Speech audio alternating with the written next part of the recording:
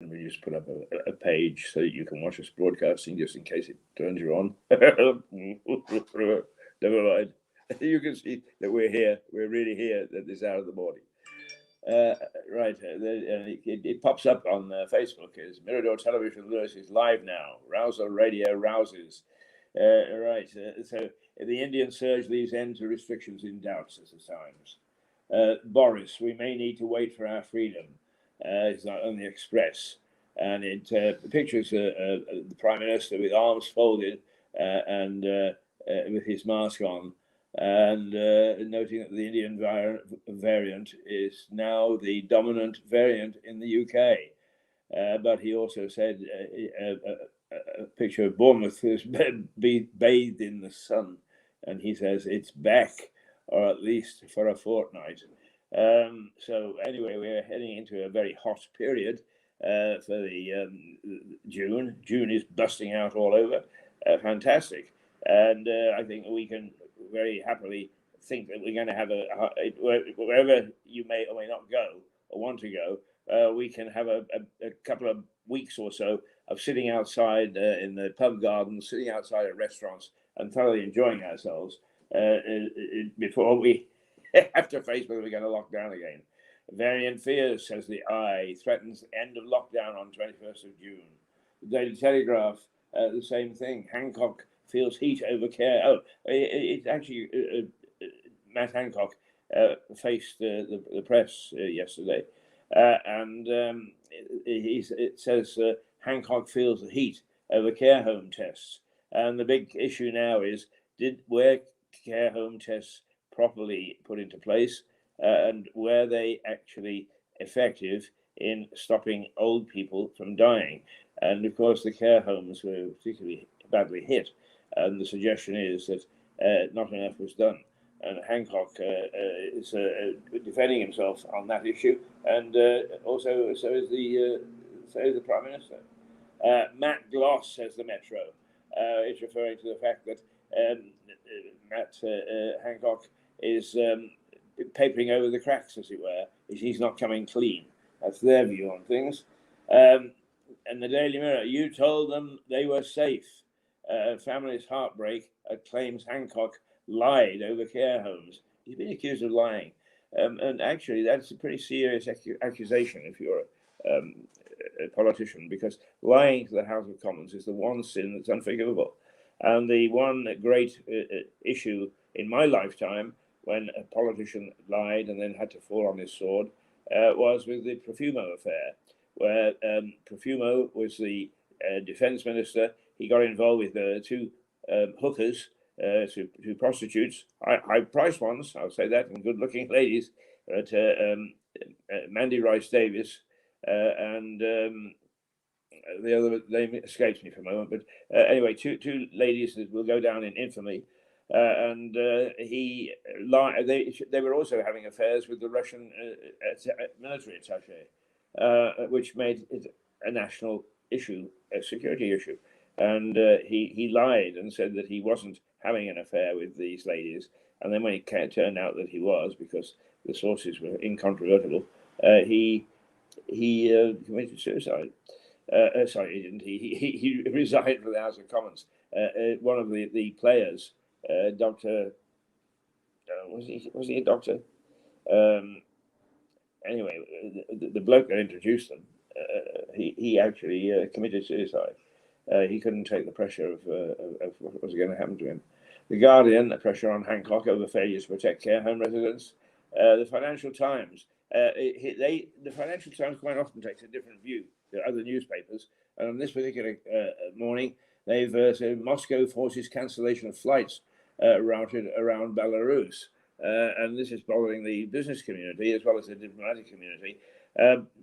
Just to very quickly recap, is Lukashenko, who is the dictator of Belarus out of Minsk, ordered or downed an airliner by giving a false bomb on board alarm. The jetliner Ryanair landed in Minsk, and immediately the police went on board and nicked a dissident of it. Now airlines, on the instruction of their governments in many instances, aren't flying over Belarus. And Putin is now getting into the act because his mate is Lukashenko, and he's saying, if you're not going to fly over Belarus, you're not going to fly into Moscow.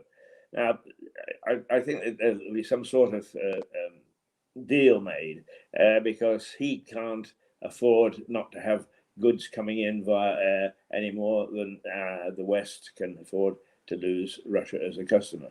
But Putin is famous for brandishing his swords, and he's doing so on this particular occasion. The Financial Times are highlighting it. And here's my Daily Star. Where you been? It says. What is it saying is, where has the sun been? The sun has got his hat on. Hooray! The sun has got his hat on and is coming out today. Where you been? Good old Daily Star. That's it. Get right to the. It's the centre of the matter. All these other things are very serious and they're very, indeed, pointed towards the way we live. But the Star nowadays is becoming my favourite newspaper. It really is. So that's what's in the news this morning on the headlines. And locally, lots of drugs washed up on the shore of New Haven. The funny thing is, I got out of bed and I had no idea that these drugs had been washed ashore. What should we say? Do you know something? There was one I played the other day, and I rather liked it, and I think I'll play it again. It's The Maid with the Flaxen Hair, and it's the Slovak Radio Symphony under the direction of Richard Stoltzman, and it's a little bit different. So here it comes.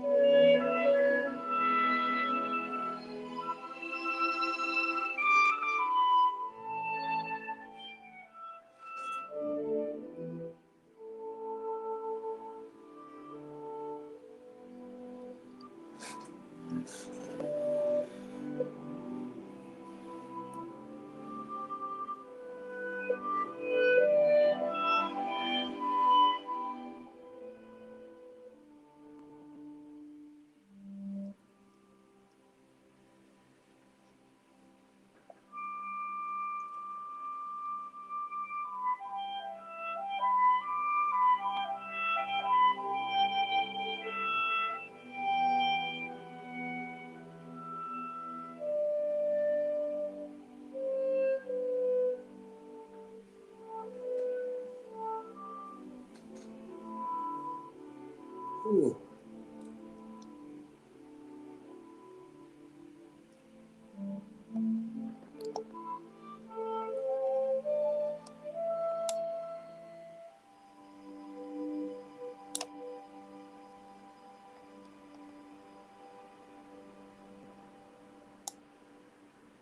Well, I found that particularly relaxing, and I hope you enjoyed it. That's The Maid with the Flaxen Hair, and that was played by the Slovak Radio Symphony.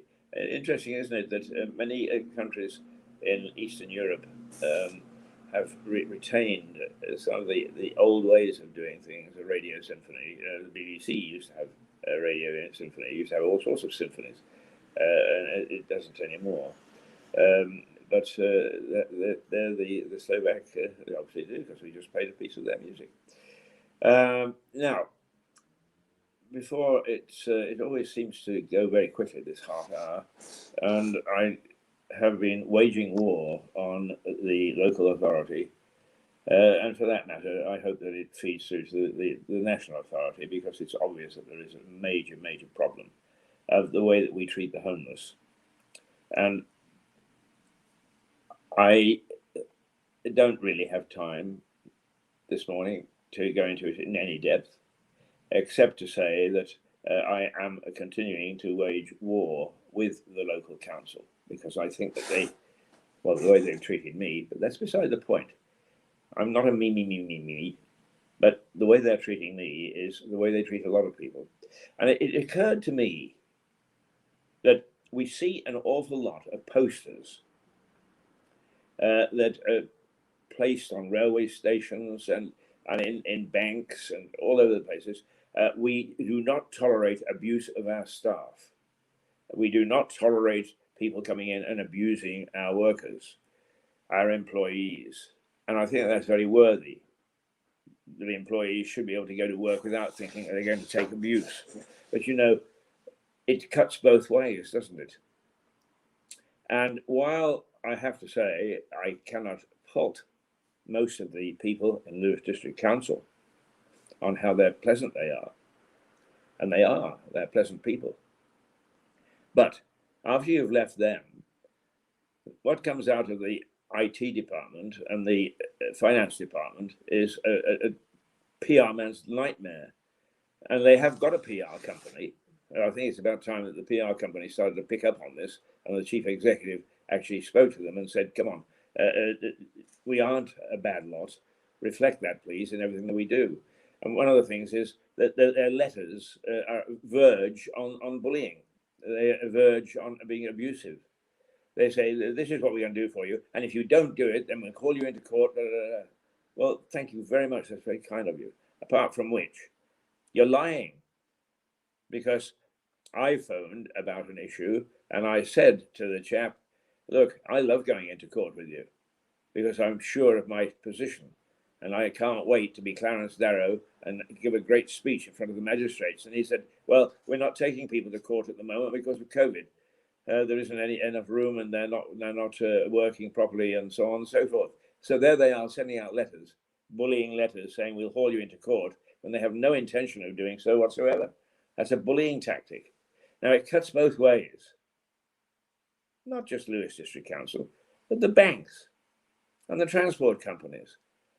We won't abuse you, and nor should we, and we don't have the right to. But you do not have the right to abuse us. And I have seen instances of people in the railway being quite rude to, what do they call them, customers, clients? Anyway, passengers. And I've seen that also in other areas where it's quite open on posters. We do not tolerate abuse of our employees. But it has got to be in both directions. And treating the homeless, particularly in the written publications, is outrageous. And it's got to stop. We won't abuse you, which I have been doing. I've been abusing you the last 2 or 3 days. I'm having a right go. But you've had a right go back, even though it may not be public. So stop it. Stop it. Stop it. Stop it. Because otherwise, the falling out, when it becomes public, won't do you much good any more than it'll do us any good. And when I say us, I'm talking about the homeless. Because once it gets to a row stage out into the public, then it takes up time that could be spent on looking at the ways of reforming the system, which desperately and badly needs reforming. All right, that's that bit. Done that. Yell that. Over the next little while, I intend to continue to wage war on behalf of the homeless against the authorities who simply cock things up. And then when they've cocked things up, pretend that nothing has happened. That's not on.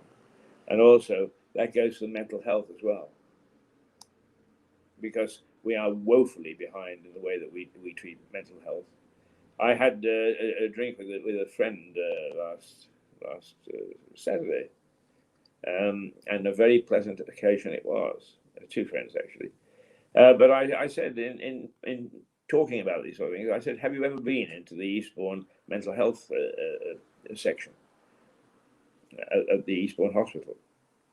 And he said, "Well, it just so happens that I have." And he gave the instance why he was there, and his conclusion was exactly the same as mine.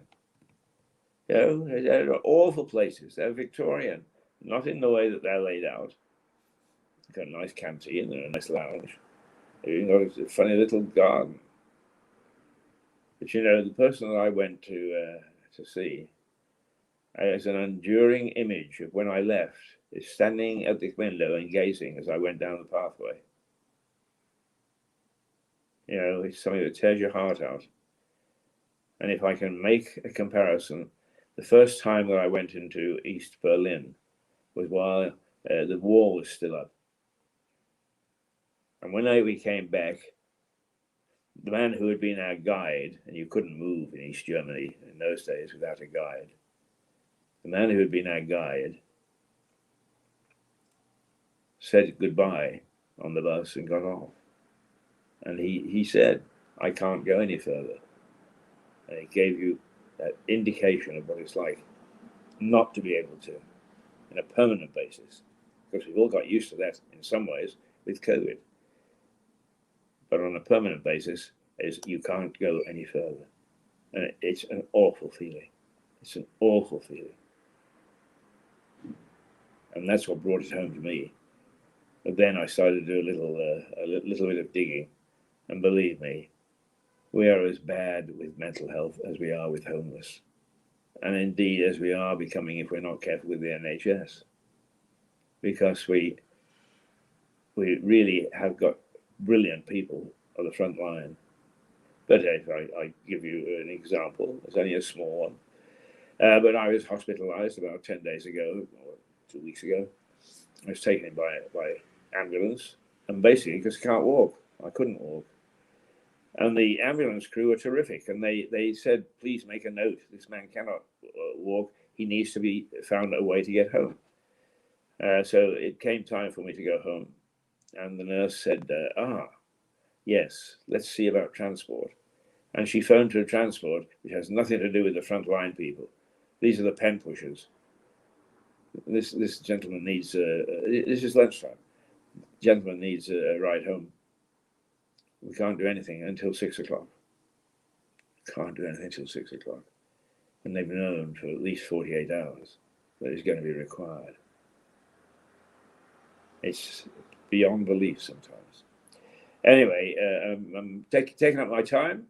I'm going to leave you now because we're going to get ready for Mirador television and Break an Egg. And Paul Fowl is, with any luck at all, going to be with us this morning. We'll see if everything works all right. So for the moment, toodle pip. And we'll see you. We won't see you now again until Tuesday. With Tuesday, hopefully, we'll have taken more strides forward, and we will be a little bit brighter, a little bit better, a little bit more efficient. So, toodle pip.